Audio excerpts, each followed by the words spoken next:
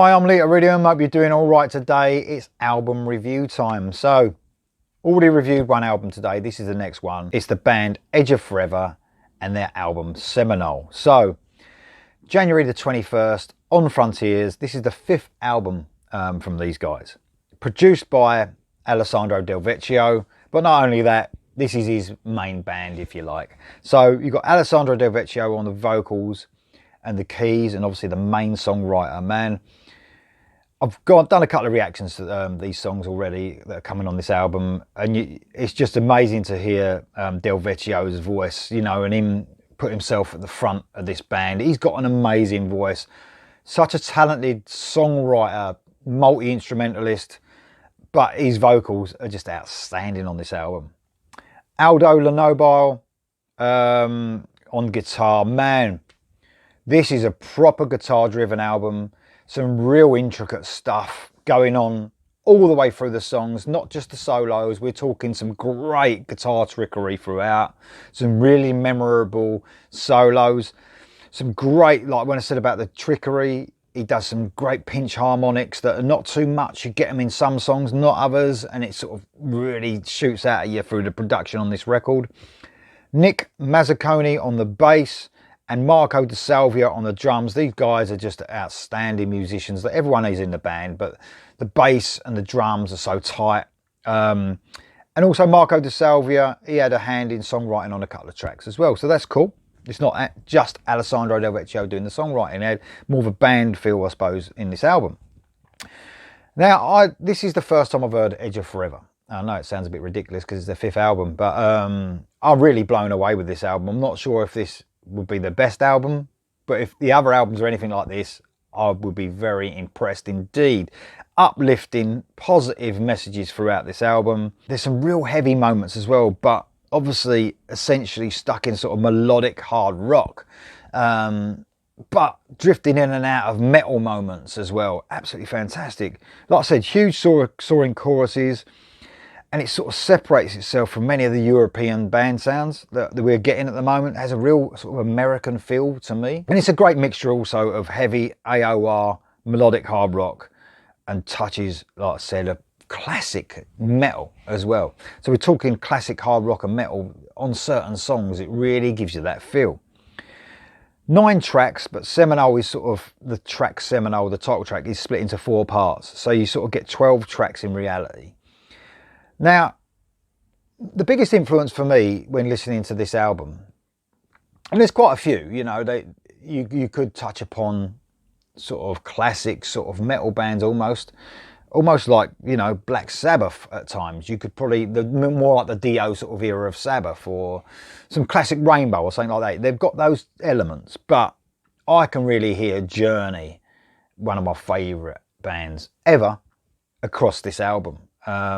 And I think a lot of that comes from Del Vecchio's vocals and all, his smooth vocals, you know. I mean, he's got a great voice, man, and he's got so much soul in his voice. And I mean, I'm not saying he's as good as Steve Perry in his heyday. Steve Perry is one of the most outstanding vocalists in the world.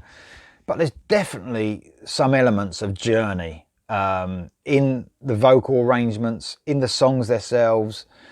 I'm really impressed. I really am. And also Revolution Saints, which, you know, I can hear some of that. And obviously that's sort of, there's members of Journey in that, as everyone knows.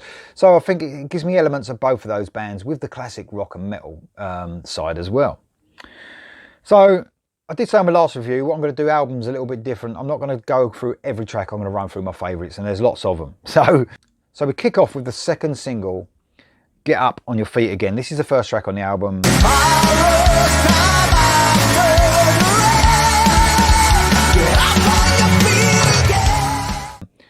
Did a reaction to this. It's an amazing song. It sort of has the trademark uplifting chorus, which this album has throughout.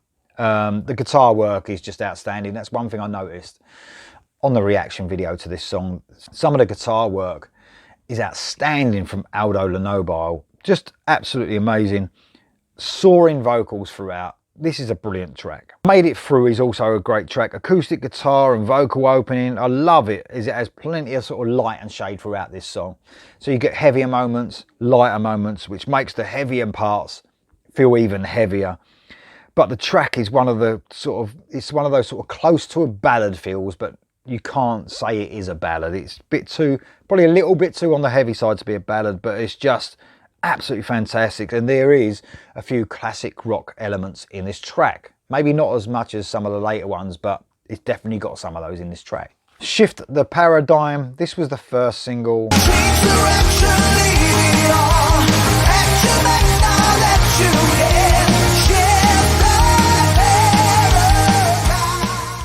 Great song, medium pace song.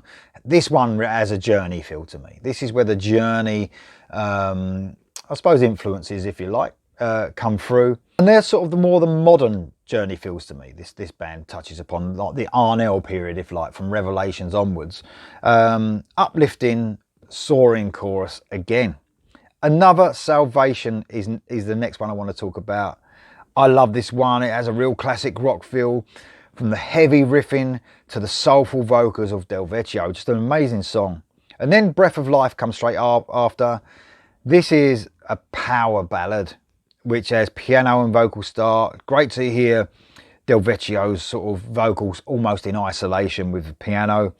Another great uplifting chorus, an amazing ballad.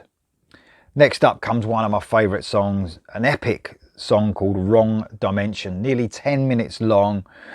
The first minute you can sort of get some great atmosphere intro, and then the band really hit their stride again with that classic rock. Rides along on a bass line, just like the Heaven and Hell track. That boom, ba-da-dum, ba-da-dum. And it's got some great Eastern melodies just to give you more of that classic rock feel.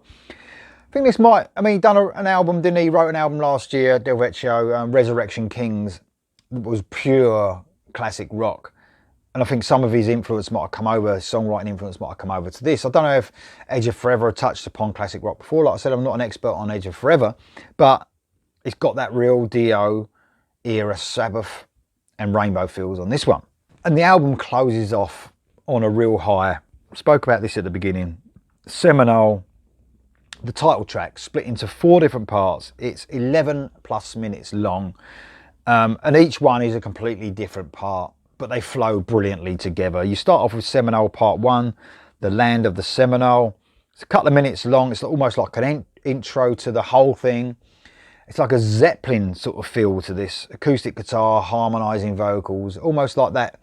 I mean, I know that they touch upon the American Indian, you know, music a little bit, and I think that's got a little bit of that in here, almost a folky feel as well.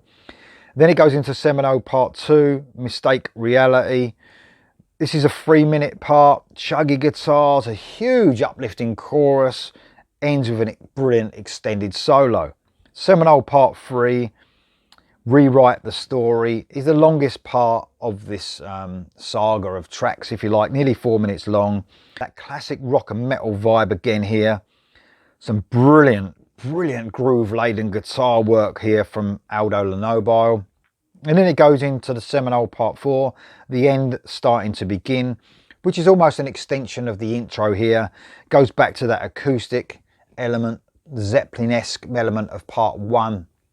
Man, that is one epic track. And I love the way Edge of Forever really mix up the music on the album. When I heard the first 2 songs, which I love, by the way, the singles, I thought it was almost going to be like a heavy AOR album.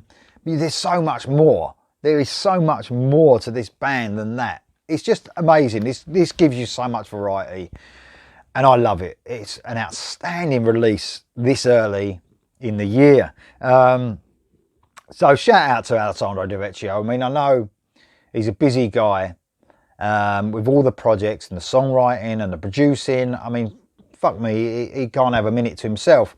But what he's done on this album is bring the best of his songwriting out, and he would do. It's his band. I think, you know, you could say that the best is saved for this album.